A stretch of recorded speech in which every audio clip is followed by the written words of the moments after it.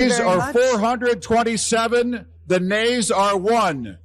2/3 being in the affirmative.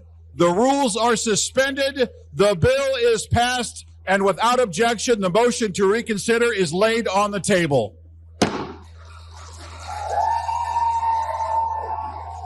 MAGA Mike, 427 to 1. That was the final vote in the House of Representatives to release the Epstein files. MAGA Mike has been in utter terror.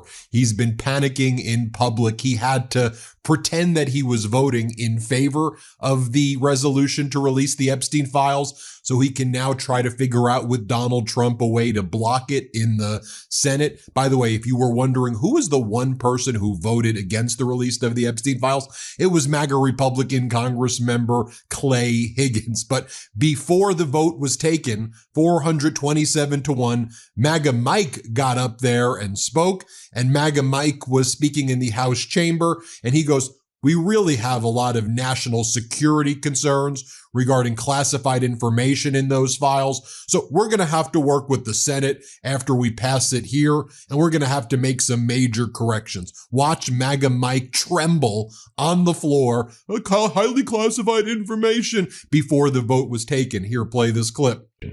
It jeopardizes future federal investigations, and we have national security concerns regarding classified information. We'll put this in the record because we need the legislative record to reflect what is the legislative intent behind this vote. And then MAGA Mike wanted to make it very clear in his opinion on the floor that Donald Trump has absolutely nothing to hide, nothing to hide. Just ignore that MAGA Mike just right before that talked about highly classified information, and that's why he's going to work with the Senate to try to block the resolution. But watch what MAGA Mike says on the floor about Donald Trump. Can you get any more pathetic than this? Here, play this clip. They're using that as a political weapon to try to distract from their failures as a party, and to try their best to try to tie President Trump somehow into this wretched scandal. The president had nothing to do with it. He's been very clear, and he has nothing to hide, and that's why he's endorsed the vote today. I suspect this vote will be probably unanimous. But here's the important point that everybody needs to understand. We have been advocates of maximum transparency, but we have also insisted that the victims be carefully protected. The Oversight Committee has been doing extraordinary work, and we've got some of the most vigorous advocates on the Republican and Democrat side on the Oversight Committee. They've been working in earnest to deliver transparency for the American people and to do it in a responsible manner. Now, before that vote was taken, again, 427 to 1 to release the Epstein files, MAGA Mike held a press conference where he was surrounded by other MAGA Republican leaders, and he explained what he was doing. He goes, "I'm going to go and move forward with the bill to release the Epstein files," but he goes, "I'm going to have to work with the Senate in order to correct every..." Congress united against President Trump, forcing him and his administration to release the files that they have been withholding. The push began earlier this year with Democrats using a rare method to override the Republican speaker. They picked off some Republicans against Trump. Tonight, we can see how that strategy worked. Republicans retreated, going from opposing any Epstein vote to virtually all of them joining Democrats to back this within one vote of unanimously. That was in the House. And now, unanimously in the Senate. More on how that vote count will weaken Trump's legislative strategy. I'll get into that in a moment. Now, this is moving fast. Trump losing all control of the process. This news breaking within the last hour, rocking the Trump White House. It looked unthinkable to Trump just a week ago. His Republican defense is cracking in the Senate, too, where Republicans buckled and just allowed Senator Schumer to bring the Epstein bill to the floor, and that's through a unanimous agreement. That means not a single Republican senator was left to back the strategy Trump has been using all year through this week, blocking or delaying a vote. And that bought him about 302 days in the House, thanks to Mike Johnson trying everything, even avoiding holding House sessions rather than facing this today. Now, here's what the House voted for. Using its power to force the Trump administration to release all the files. Okay, that means files related to Epstein and his travel and Maxwell, his convicted co-conspirator. It means that they will try to get the information about others linked to Epstein's crime from people to companies. That's a lot. And there may be many witnesses inside government who know where those records are, meaning that if somebody in the government were to try to hide or destroy them to duck Congress, they can be reminded that itself would be a crime. Now, this new bill, which I'm telling you just passed now, both houses of Congress agreeing to it, also demands more. They want records on any deals to grant immunity or prosecution avoidance, which is called a non-prosecution agreement.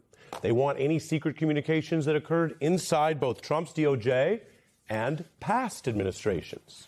Okay, this is not a party thing on paper. If somebody was giving a sweetheart deal to Epstein or anyone around him in any past administration, in any party, they want to know that too. And then there's a second category that could haunt Trump's first term. Communications related to Epstein's associates, his detention and subsequent death, and documents on the jailing of Epstein and the death, and that would include the examiner files or autopsy reports and records. And if you say, gosh, I guess people think maybe there was some reason to review that or something suspicious about Epstein's death in the custody of the Trump administration's Bureau of Prisons, overseen by then Attorney General Bill Barr. Well, this is not now some random party chatter or internet talk or meme jokes. This is the combined authority of both houses of Congress, almost unanimous, both parties, saying we also want to know what happened in that jail cell. And asking questions, as journalists can tell you, doesn't mean you're assuming the answer. It just means, let's get all the documents, and why are you hiding them?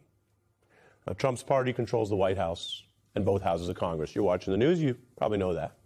So think about what today means. Nicole Wallace and others were discussing this in our coverage late today. He controls them, but not today.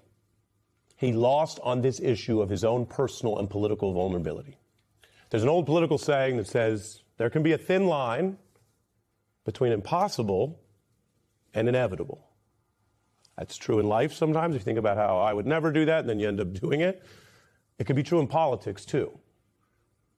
When Trump came out guns a-blazing politically, I don't mean that literally, in January, with his re-election and his Elon Musk and his Doge, it would have been hard to imagine not only Republicans rejecting him on this, but rejecting him this unanimously, all but one vote. And that goes to how he is now written out of this story because it was such a big vote, he can't stop it anymore. I'll explain that in a moment. But remember, this story has dominated now and upended Trump's second term. The hiding is over. To paraphrase the singer SZA, no. Department of Justice is showing a great deal of data related to the federal investigation of Jeffrey Epstein, and his associate Ghislaine Maxwell has been pushed through by a remarkable show of cross-party consumes among the House lawmakers. The bill, which mandates the public's disclosure of unclassified records such as investigative notes, communications, and information on any immunity deals, passes with the only opposing public disclosure. So, a vote coming from a Republican congressman who voiced his concern about the potential impact on innocent people not connected to the case. So the rapid turn of events come after a period over 6 months in which a discharge petition was employed to circumvent the conventional committee review process as one of the major procedural hurdles. The rare mechanism used was seen by the observers as a sign of how soon impatience was coming to the fore across to the political spectrum and being expressed in the demand for transparency in the long-held government files. So Congress sometimes is able to validate the public claim for accountability through brightening the debates on such issues. One cannot help but to think on the specific documents. So this move is in line with past congressional attempts to lift the veil on evidence in inappropriate case where bipartisan pressure eventually defeat the initial resistance, right? The initial resistance, so such as the one surrounding intelligence assessments or historical conflicts. To illustrate, the demand for transparency in the older cases has always been a long and hard process with the battling of procedure at the beginning followed by the gaining of the general support later. In this case, politicians with very different opinion, even those who always advocate for supervision in other areas, has contributed to the bill visible strength. It points out that the public who entrust